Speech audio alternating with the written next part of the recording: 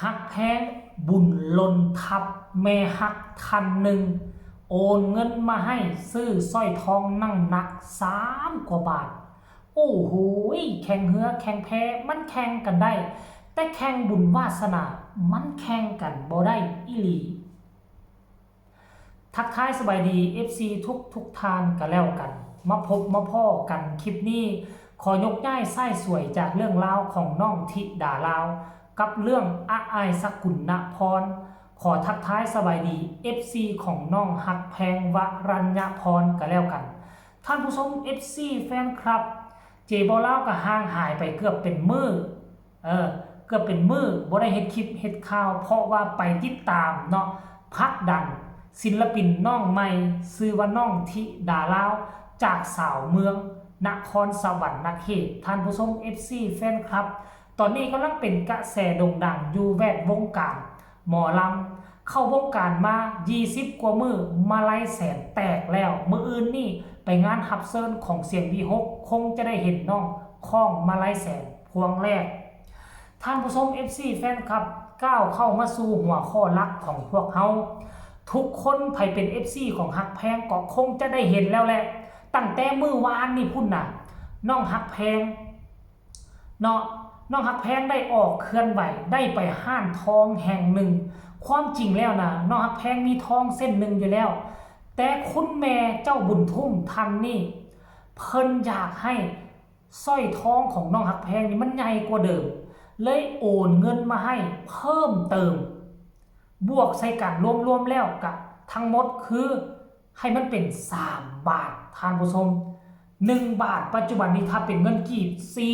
40 ล้านกีบ3 บาทป้าโท100 กว่าล้านกีบถือว่าสุดยอดหลายมีคนสั่งแล้วก็มีคนหักเนาะน้องหักแพงตั้งคติเตือนใจตนเองเอาไว้คนสั่งเฮามันน้อยคนหักเฮามันหลายแต่เวลาคนที่สั่งนี่มาแซะมากัดมาแกะนี่ถ้าเฮาบ่อดบ่ทนเอาไว้คือเฮาจะบ่ผ่านพาวิกฤตนั้นไปแต่ว่าในที่สุดสิ่งที่น้องหักแพงอดทนสู้มาตลอดระยะ2 ปีถึงดราม่ามาวันนี้มันได้ผลตอบแทนค่อนข้างว่าน่าพึงพอใจอันนึงอยู่ในองค์กรก็ยอมรับเนาะแล้วก็มอบภาระหน้าที่ให้นักหน่วงกว่าเก่านั่นก็หมายความว่าเจ้าเป็นบุคคลที่สำคัญขององค์กรผู้นึงอันที่2 FC แฟนคลับเริ่มเปิดใจฮับเอาน้องฮักแพงเข้ามาอยู่ในอ้อมอกอ้อมใจ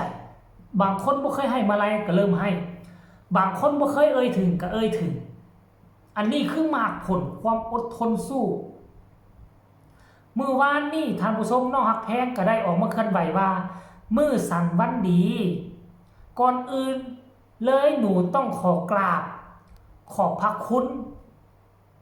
แม่แอมนะคะที่ให้ลูกได้นำสร้อยมาเพิ่มจำนวน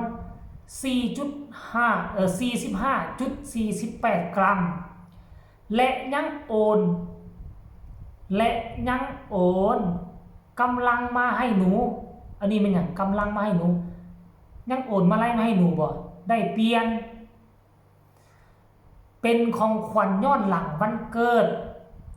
แม่คอยเป็นที่ปรึกษาเป็นคนให้คำแนะนำเป็นคนที่คอยซัพพอร์ตหนูมาตลอดหนูขออวยพรให้แม่พบเจอแต่ความสุขในชีวิตสุขภาพแข็งแรงธุรกิจราบรื่นร่ำรวยเงินทองตลอดไปเด้อจ้าแฮชแท็กหักแพงแฮชแท็กสาวน้อยเพชรบันแพงแฮชแท็กสาวน้อยลำเพลินโชว์พร้อมกับโซ่สร้อยทองเส้นนี้คือออร่าจับเจเบาลาวคิดว่า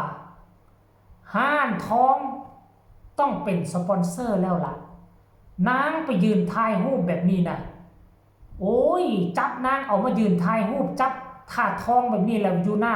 ป้ายห้านทองของซุมเจ้า FC แฟนคลับของฮักแพงคงจะหลั่งไหลกันเข้าไปสนับสนุนแน่นอนท่านผู้ชมเดี๋ยวไปอ่านคำคิดคำเห็นหลังจากที่น้องฮักแพงเคลื่อนไหวแบบนี้คนแรกที่เข้ามาเลยโชคหมานเด้อคนน้อยแม่ติมเคลื่อนไหวทันทีที่เห็นลูกสาวฮักแพงได้สร้อยทองเส้นใหม่ลูกสาวก็ตอบทันทีว่าแม่คือกันเด้อจ้าคิดฮอด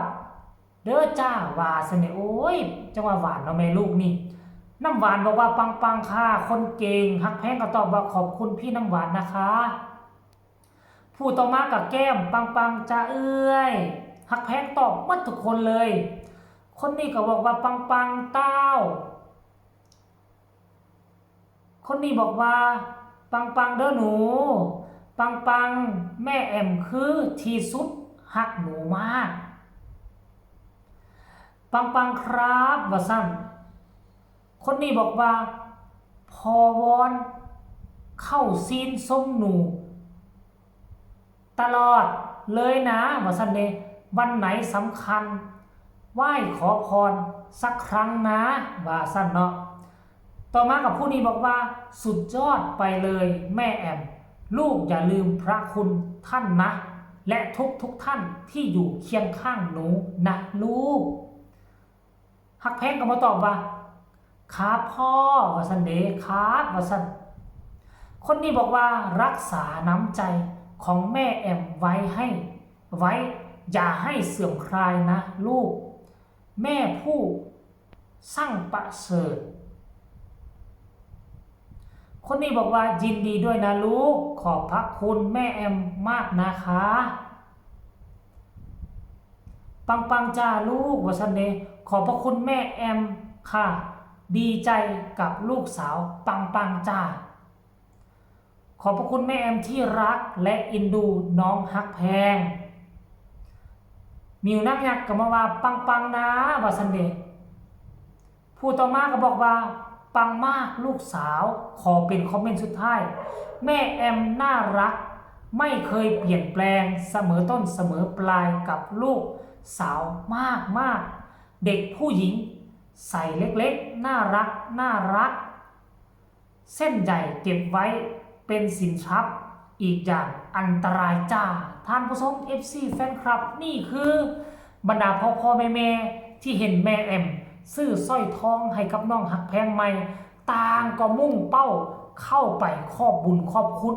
แม่แอมคนนี้อย่างล้นหลามท่านผู้ชม FC แฟนคลับนี่คือความโชคดีของน้องฮักแพงที่มีแม่ฮักดีๆแบบนี้